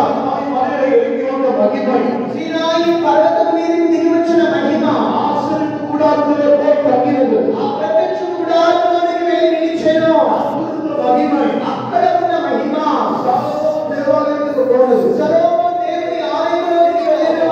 புதிய ஏற்பாட்டிலே అయితే క్రొత్త నిబంధనలో தேவாதி தேவனுடைய மகிமையாகிய தேவாவியானவர் நமக்குள்ளாய் வந்து நித்திய நிரந்தரமாய் தங்கிவிட்டார். దేవాది దేవుడిగా ఉన్నటువంటి మహిమ కలిగిన ఆత్మీయ వారు మనలోనికి వచ్చి నిత్య నిత్యముగా నిలిచిపోయెను. ஆவியானவர் ஒரு தேவனுடைய விளக்காய் வந்துவிட்டார். ఆత్మీయ వారు ఒక దేవుని విధంలోనికి వచ్చిన తరువాత மறுபடியும் அவனை விட்டு என்றைக்கும் போகவே மாட்டார். మరలా ఆమేన్ ఆమేన్. పరిపూర్ణ కాలத்தில் வருவார் போவார். పాత్రికల కాలంలో ఆయన వస్తారు వెళ్తారు. దావీదు சொன்ன ஆண்டவரே உம்முடைய ஆவியை எடுத்துக்கொள்ளாது. దావీదు చెప్తున్నాడు ప్రభువా నీ ఆత్మను నా యందు నుండి తీసివేయము. புதிய ஏற்பாட்டில் வளர்ந்து போறது கிடையாது. అయితే కొత్త నిబంధన కాలంలో రావడం వెళ్ళడం ఉండదు. உனக்குள்ள ஒரு வாட்டி வந்துட்டாருன்னா నీ లోనికి ఒక మారు వచ్చినట్లయితే சதா காலம் உனக்குள்ளே தங்கி விடுவார். సదా కాలం నీలోనే నివసించును. ఆమేన్ ఆమేన్. வசனம் இருக்குதா? ఏంటి బ్రదర్ వాక్యం ఉన్నదా? சில பேர் சொல்றாங்க நம்ம சபையில ஆவியானவர் இழந்துட்டாங்க, அபிஷேகம் இழந்துட்டாங்க.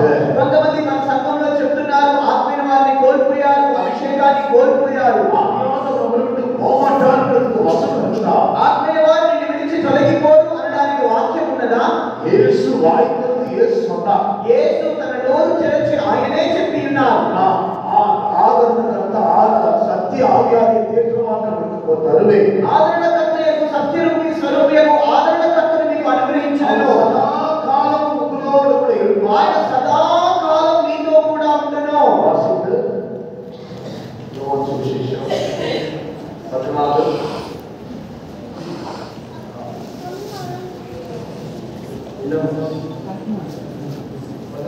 14 14:16 యోహాను 14వ అధ్యాయం. నేను తండ్రిని ఏడుకొందును. నా పితావి తండ్రిని వేడుకొందును. మీ యొద్ద ఎల్లప్పుడూ ఉండుటకై. నీ యొద్ద ఎల్లప్పుడూ ఉండుటకై. ఆయన ఏడుపు ఆదరణకర్తను, అనగా సత్యస్వరూపి ఆత్మను మీకు అనుగ్రహించును.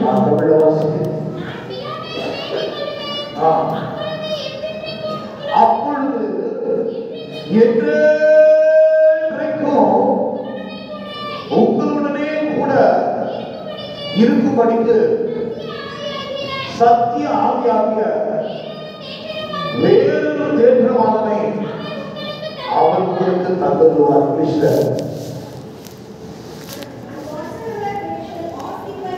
14:16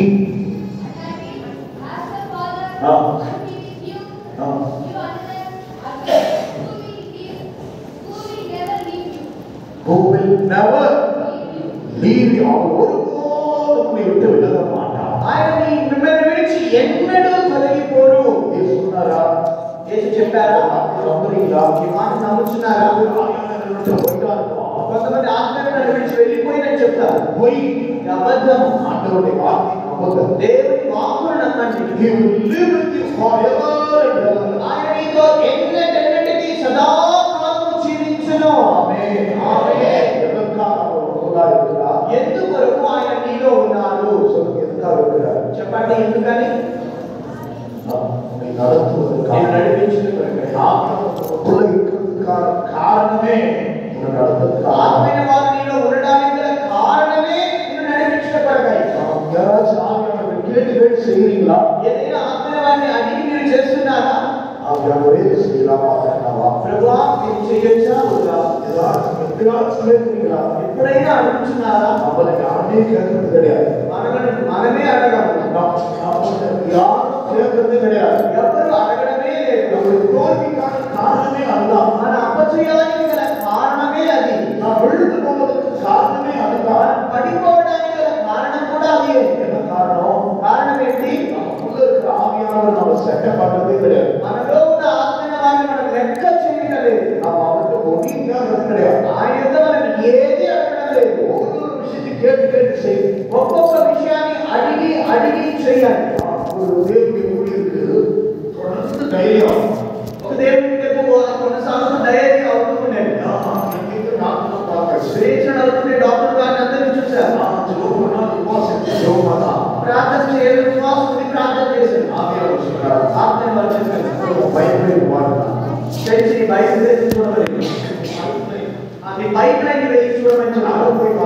అక్కడికి వెళ్ళి చూస్తే drainage water, sewage water, drinking water connect అయ్యింది. అక్కడ ఉన్నటువంటి ఆ డ్రైనేజ్ వాటర్ తాగునీటితో కలిసిపోతుంది. అది తాగునీటి వలన వారికి నిరంతరం విరేచనాలు. చిన్న విషయంలో కూడా ఆవియానవరు బోధించారు. చూడండి, చిన్న విషయాన్ని కూడా ఆత్మీయ వారు బోధించున్నారు. వెళ్ళి దాన్ని చూడు. ఆవియానవరికి కేட்டு அதுபடி நடக்க கற்றுக்கொள்ளவே. ఆత్మీయ వారిని అడిగి దాని ప్రకారంగా నడుచుకోవడానికి మనం నేర్చుకోవాలి. పరిశుద్ధ నామమునకు పాత నిబంధనలో సీనాయి మలైలో ఆ సీనాయి పర్వతపు పైన ఆ మోసే మట్టుగా వేసిన మోషే మట్టుకే మాట్లాడాడు. దేవుడు అవమానం చేసిన దేవుడు అతనితో మాట్లాడాడు. అతను సియోన్ మలైలో అయితే సియోన్ పర్వతపు మీద అక్కడ எல்லாரும் பேசினார். అక్కడ వారందరూ మాట్లాడారు. రాజరాజు 20వ అధికారం 2వ కాండం 20వ అధ్యాయం 19వ వచనం 19వ వాక్యం చదవండి. నీవు మాతో మాట్లాడము, మేము ఇందుము. దేవుడు మాతో మాట్లాడగా మేము చనిపోదుము. ప్రజలందరూ ఆ ఉరుములు, ఆ మెరుపులు, ఆ బోధనలు, ఆ పర్వతాల దోమలు చూసి భయపడి తలకి దూరంగా చూసి మోసేతో ఇట్లనిరి. మోసే దేవునితో பேசினார். 19వ వచనం రండి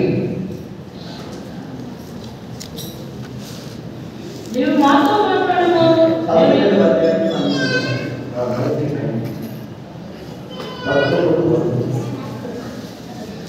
ఆ బోధని అంతకంతకు బిల్లుగా పోగిన మోసే మాట్లాడుతుండగా దేవుడు అక్షరం చేత అతనికి ఉత్తమించుచుండెను. మోసే பேசினார். தேவன் அவனுக்கு வாக்கினால் மறுமொழிந்தார். మోషే మాట్లాడగా దేవుడు వాక్కు చేత ఆయనకు ప్రత్యుత్తరం ఇచ్చెను. யார் பேசுறது? ఇక్కడ ఎవరు మాట్లాడింది? யார் பேசுறாங்க? ఎవరు మాట్లాడినది? మోసే பேசினார். మోషే మాట్లాడాడు. புதிய பாட்டுல కొత్త నిబంధనలో அப்போஸ்தலர்கள் అపోస్తల కార్యములు 2వ అధ్యాయం 2వ అధ్యాయం 4వ వచనం 4వ వాక్యం వాసిక చదవండి. అందరూ పరిశుద్ధాత్మ నిండిన వారే ఆత్మ వారికి వాక్శక్తి అనుగ్రహించిన కొలది అన్ని భాషలతో మాట్లాడసాగిరి. తమిళ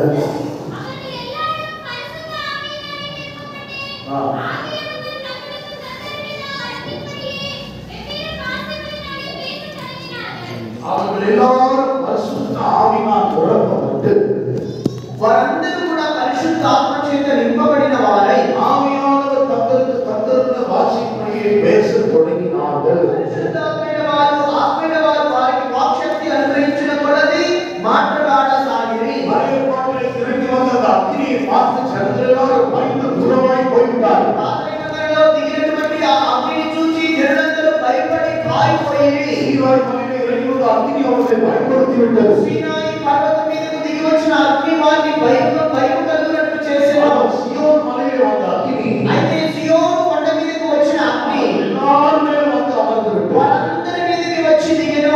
அவர்கள் அக்கினி ஜுவாலையாய் மாற்றி விட்டது. వారు అగ్ని జ్వాలగా వారిని మార్చెను. பரிசுத்தாவியினால் நிரப்பப்பட்டு వారు పరిశుద్ధాత్మ చేత నింపబడి தேவன் அவருக்கு தந்திருந்த வரத்தின்படியே வெவ்வேறு வாசியிலே பேசத் దేవుడు தொடங்கினார்கள். వారికి అనుగ్రహించిన వరముల వాక్శక్తి కొలది అన్య భాషలతో మాట్లాడసాగిరి. அதுதான் முக்கியமான இடத்துல வருவோம். ఇప్పుడే మన ముఖ్యమైన స్థలంలో వచ్చిందా? நேற்றே நான் சொன்ன காத்திருப்பு கூட்டத்தில் నిన్న కనిపెట్టుకుంటామని నేను చెప్పినాను. நாம் அந்நிய பாஷையை பேசுறது మనం అన్య భాషలు మాట్లాడవలెను.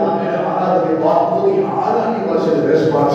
ఆరాధనలో చూడగా ఎవ్వరు అన్య భాషలు మాట్లాడడం இங்கே அந்நிய பாஷையில் பேசாவிட்டா ఇక్కడే మీరు అన్య భాషలు మాట్లాడకపోతే நீ ஒரு நாள் ஜெயம் எடுக்கவே முடியாது. ఒక్క దినము కూడా జయం పొందలేవు. நீ வீட்டில் இருந்து அந்நிய பாஷை பேசுறது, నువ్వు ఇంటి దగ్గర ఏమైనా అన్య భాషలు நீ మాట్లాడతావు? துணி துவைக்கும் போது பாத்திரம் சமைக்கும் போது அந்நிய பாஷையில் பேசிக்கொண்டே இருக்க నువ్వు வேண்டும். వంటలు వండుచున్నప్పుడు, పాత్రలు కడుగుచున్నప్పుడు, వంటలు వండుచున్నప్పుడు అన్య భాషలు మాట్లాడుతూ ఉండాలి. ஆவியான ஒரு நிலைமை தருவார். ఆత్మైన వారు నీకు బలమును అనుగ్రహించును. தேவ வல்லமையை தருவார். నువ్వు దేవుని శక్తిని పొందుదువు. கர்த்தருடைய பரிசுத்த நாமத்துக்கு ஸ்தோத்திரம். దేవుని యొక్క పరిశుద్ధ నామమునకు స్తోత్రం.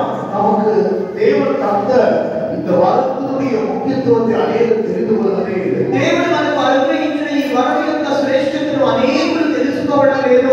யோவான் சுவிசேஷம் 7వ அதிகாரம் 38-39 வாசிக்கும் போது యోహాను సువార్త 7వ అధ్యాయం 38-39 వాక్యములు చదవగా ஆவியானவர் ஒரு நதியோடு கூட நதிகளோடு ஒப்பிடப்பட்டிருக்கிறார். ఆత్మైన వారిని ఒక నదితో కూడా పోల్చబడి ఉన్నది. கர்த்தருடைய பரிசுத்த நாமத்துக்கு ஸ்தோத்திரம். దేవుని యొక్క పరిశుద్ధ నామమునకు స్తోత్రం. விசுவாசிகளுடைய உள்ளத்திலிருந்து ஜீவ தண்ணீருள்ள ஊற்றுகள் புறப்படும். నన్ను విశ్వసించు వారి కడుపులో నుండి జీవజల నదులు పారును. జీవజల నదిகள் జీవజల నదులు నా యందు విశ్వాసముంచు వారెవరో లేఖనం చెప్పినట్టు వారి కడుపులో నుండి జీవజలములు పారని బిడ్డగా చెప్పెను. తన యందు విశ్వాసముంచు వారు పొందుకోవు ఆత్మను గురించి ఆయన ఈ మాట చెప్పెను. యేసు ఇంకనూ మహిమపరచబడలేదు కనుక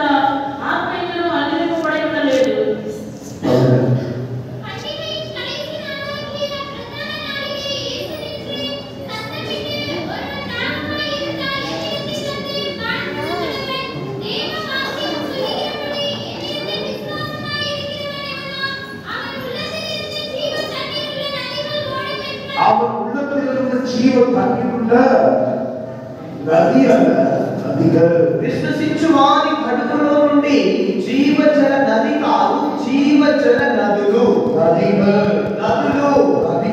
నదులు ఆற்று வெள்ளம் பெருக்கெடுத்து வரும்போது ఒక ఏరు నీరు ప్రవాహమై వచ్చుచున్నప్పుడు ఏమి సంభవిస్తుంది? కరెంట్ ఏది ఆనుడే స్పీడ్ ఏరియా పెరియ వెల్డింగ్ అడసిపోయి దాని వేగం యొక్క దాటిని పెద్ద పెద్ద కట్టడాలను కూడా కొట్టి తీసుకుని వెళ్ళను.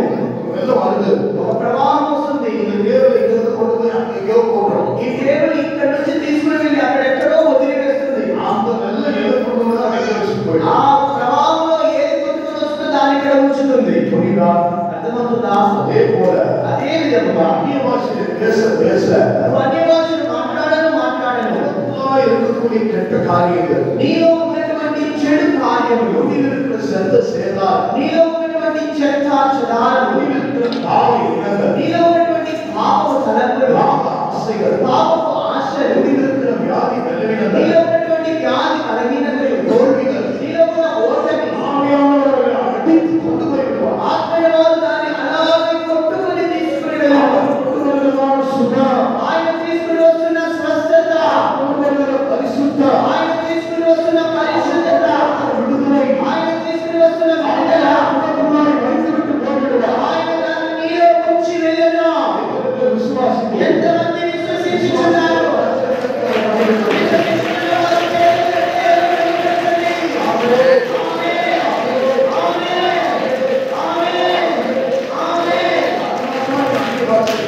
కనుకనే ఇటువంటి భాషను మాట్లాడాలి. ఏదో 2 నిమిషం మనము 2 నిమిషం 5 నిమిషాలు ఏదో 2 నిమిషాల నుంచి ఆత్మనిర్భరమై మాట్లాడడం కాదు. ప్రతిరోజు మాట్లాడాలి. నడుచున్నప్పుడు మాట్లాడాలి. వండుచున్నప్పుడు మాట్లాడాలి. గట్టిగా అరచి మాట్లాడాలని కాదు. మన అవసరం వీలుంటే మనం కూటమి వచ్చినప్పుడు మనం విడుదలతో శబ్దముగా మాట్లాడవచ్చు. ఆ మిగతా సమయంలో అంతరంగంలో మాట్లాడగలము. నీ యొక్క నోటిలో అన్య భాషను గొలుగుతూ ఉండవలెను.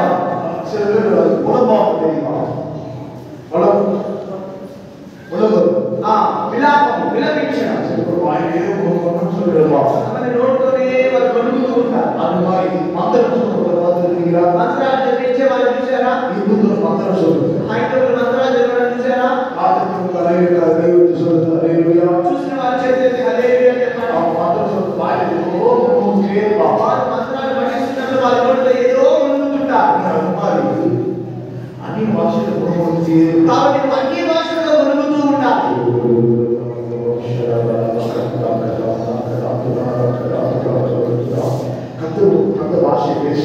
దేవుడు నీకు అనుగ్రహించిన భాషను మాట్లాడుతూ ఉండాలి.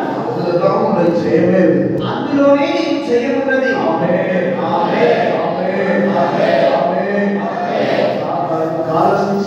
அபிஷேகத்தில் அந்நிய பாஷை பேசுறது ரொம்ப కాళహస్తిలో అభిషేకంలో అన్ని భాషలు మాట్లాడడం చాలా ఘోరము, చాలా తక్కువ. கொஞ்சம் பேர் தான் பேசுறாங்க. కొద్ది మంది మటుకే మాట్లాడుతున్నారు. ஏதோ இது வரும்போது மட்டும் இல்ல, தினந்தோறும் பேச வேண்டும். ఏదో ఇక్కడికి వచ్చినప్పుడు మటుకే కాదు, ప్రతి దినము మాట్లాడవలెను. பெரிய மாற்றங்களை கற்றுக் கொண்டு வருவார். నీలో గొప్ప మార్పు ప్రభువు తీసుకుని వచ్చును. జీవితంలో இருக்கிற எல்லா சோதனைகளை அடித்து கொண்டு போடப்படும். నీ జీవితంలో ఉన్న శోధనలన్నీ కూడా కొట్టుకుని పోవును. ఆమేన్, ఆమేన్, ఆమేన్, ఆమేన్, ఆమేన్, ఆమేన్. இன்னைக்கு ஒரு தீர்மானம். నేను ఒక తీర్మానం చేయము. இன்னைக்கு ஒரு தீர்மானம். నేనే ఒక తీర్మానం చేయము. இந்த நாளுக்கு ஒவ்வொரு நாளும் நான் அந்நிய பாஷையை பேசுவேன். నేను మొదలుకొని ప్రతిరోజు నేను అన్య భాషలు మాట్లాడతాను. பேசுவேன். పని చేస్తున్నప్పుడు మాట్లాడతాను. பேசுவேன். మాట్లాడుతూనే ఉంటాను. అనుభవం பேசுவேன். నడుస్తున్నప్పుడు మాట్లాడు. అనుభవం பேசுவேன். నువ్వు అంతరంగంలో మాట్లాడుతూ ఉండు. கர்த்தருடைய பரிசுத்த நாமத்துக்கு ஸ்தோத்திரம். దేవుని యొక్క పరిశుద్ధ నామమునకు స్తోత్రం. రెండవది, அந்நிய பாஷையை பேசும்போது మనం అన్య భాషలు మాట్లాడుతున్నప్పుడు விசுவாசமானது பெருகெடுக்க ஆரம்பிக்கும். మనలో విశ్వాసం అనేది వృద్ధి చెందును.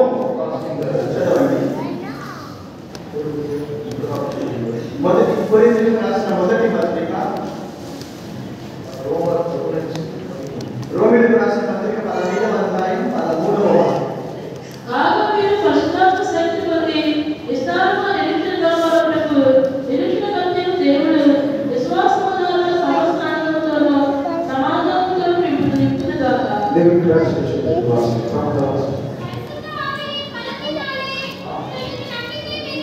பரிசுத்த ஆவியின் பலத்தினாலே உங்களுக்கு நம்பிக்கை பெறுவதற்கு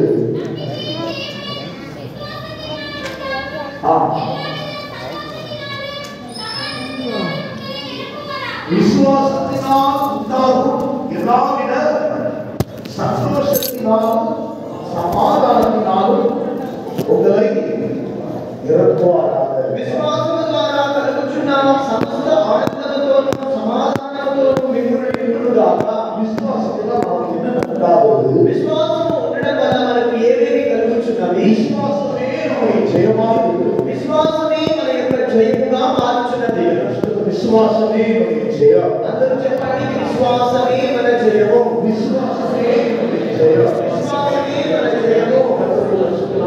విశ్వాసమే మన జయం.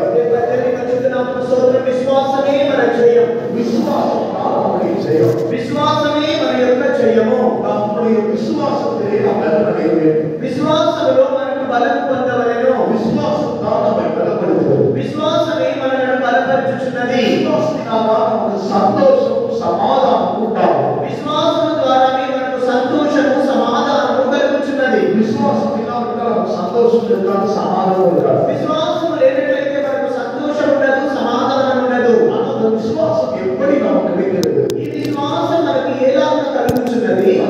ஆவியானவர் தான் அந்த விசுவாசத்தை நமக்கு கொடுக்கிறார். పరిశుద్ధాత్మైన వారే ఆ విశ్వాసమును మనకు అనుగ్రహించుచున్నారు. கர்த்தருடைய பரிசுத்த நாமத்துக்கு ஸ்தோத்திரம். దేవుని పరిశుద్ధ నామమునకు స్తోత్రం. எங்கெல்லாம் பரிசுத்த ஆவியானவர் வருகிறார், அங்கெல்லாம் விசுவாசத்தை அவர் கொண்டு வருகிறார். ఎక్కడెల్లా పరిశుద్ధాత్మ దేవుడు వచ్చుచున్నారో అక్కడికెల్లా ఆయన విశ్వాసమును తీసుకుని వచ్చుచున్నారు.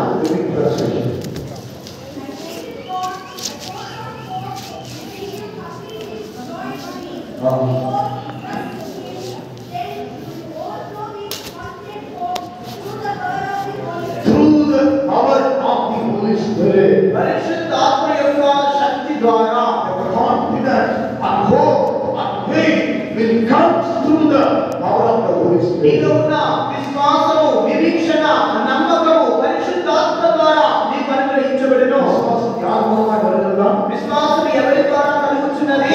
பரிசுத்த ஆவியானவர் மூலமா. పరిశుద్ధాత్మైన వారి ద్వారా. தேவ ஆவியானவர் நமக்கு விசுவாசத்தை கொடுக்கிறார். దేవుని ఆత్మైన వారు మనకు విశ్వాసమును தேவ అనుగ్రహించుచున్నారు. ஆவியானவர் விசுவாசத்தினால் நம்மை நிரப்புகிறார். దేవుని ఆత్మైన వారి విశ్వాసము ద్వారా మనల్ని నింపుచున్నారు. கர்த்தருடைய பரிசுத்த நாமத்துக்கு ஸ்தோத்திரம். దేవుని యొక్క పరిశుద్ధ నామమునకు స్తోత్రం. நமக்கு விசுவாசத்தை கொடுக்கிறவரே தேவ ஆவியானவர் தான். మనకు విశ్వాసమును అనుగ్రహించుచున్న వారే దేవుని ఆత్మైన వారే. தேவ ஆவியானவர் தான் நம்முடைய விசுவாசத்தை உண்டாக்குகிறார். దేవుని ఆత్మైన వారే మనకు విశ్వాసమును కలుగు చేయుచున్నారు. அந்நிய பாஷையிலே பேச பேச பேச விசுவாசம் நமது நம்மில் அதிகரித்துக்கொண்டே இருக்கிறது. కనుకనే మనం అన్య భాషలు మాట్లాడడం ఆ విశ్వాసం మనలో వృద్ధి పొందుతూనే ఉన్నది. நாமத்துக்கு ஸ்தோத்திரம். దేవుని యొక్క పరిశుద్ధ నామమునకు స్తోత్రం.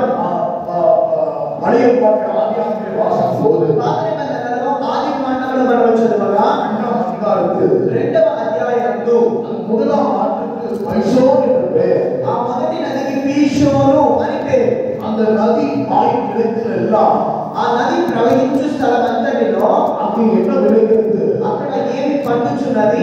விளைகிறது. అక్కడ బంగారు పండును. அந்த இடத்திலே அந்த நதி பலத்தினால் ఆ నది యొక్క బలము చేత விளைகிறது. బంగారు పండును. விசுவாசம் விளைகிறது. విశ్వాసము పండును. கர்த்தருடைய பரிசுத்த நாமத்துக்கு ஸ்தோத்திரம். దేవుని యొక్క పరిశుద్ధ నామమునకు స్తోత్రం. ஆண்டவரே, நாம் அந்நிய பாஷையிலே பேச பேச நமக்குள்ளாய் விசுவாசம் பெருகிறது. అన్ని భాషలు మాట్లాడని మనలో విశ్వాసం ఉన్నది పెరుగుచున్నది. கர்த்தருடைய பரிசுத்த நாமத்துக்கு ஸ்தோத்திரம். దేవుని యొక్క పరిశుద్ధ నామమునకు స్తోత్రం. அடுத்தபடியாக తరువాతదిగా ஆவியானவர் நம்மை புதிதாக்குகிறார். ఆత్మైన వారు మనలను నూతన పరిచుచున్నారు. தீத்து 3ஆம் அதிகாரம் 5ஆம் வசனத்தில் తీతు రాసిన పత్రిక 3వ అధ్యాయం 5వ వాక్యమందు பரிசுத்த ஆவியின் புதிதாக்குதல் என்று நாம் அங்கே வாசிக்கிறோம். పరిశుద్ధాత్మ యొక్క నూతన పరచబడుటాన్ని చదువుచున్నాం.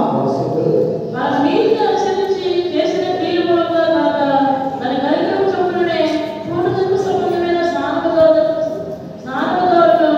పరిశుద్ధాత్మ వలన నూతన సంఘం కలుగజేయువారు మన రక్షించును.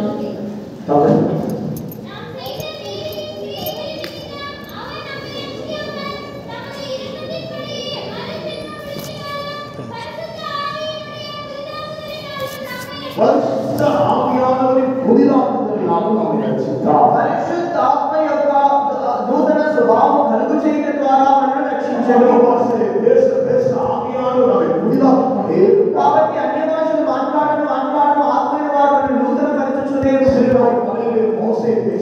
సియోను పర్వతం సీనాయి పర్వతం మీద మోషే మాట్లాడెను. సియోను మலை మీద శిష్యులు యావరు பேசினார். సియోను కొండ మీద శిష్యులందరూ మాట్లాడి அவர் பேச அவர்களாய் பெரிய மாற்றம் விடுதலை உண்டாம். వారు మాట్లాడగా వారిలో గొప్ప మార్పు విడుదల కలిగెను. கர்த்தருடைய பரிசுத்த நாமத்துக்கு ஸ்தோத்திரம். దేవుని యొక్క పరిశుద్ధ నామమునకు స్తోత్రం. ஆவியானவர் பூமி ரூபத்தையே புதிதாக்குகிறார் என்று வேதம் சொல்லுகிறது. ఆత్మైన వారు భూమి యొక్క రూపమునే ఆయన నూతన పరుచుచున్నారని దేవుని యొక్క వాక్యం సెలవిస్తున్నది. 4వ సంగీతం 9వ వచనం. 104వ కీర్తన 30వ వాక్యము.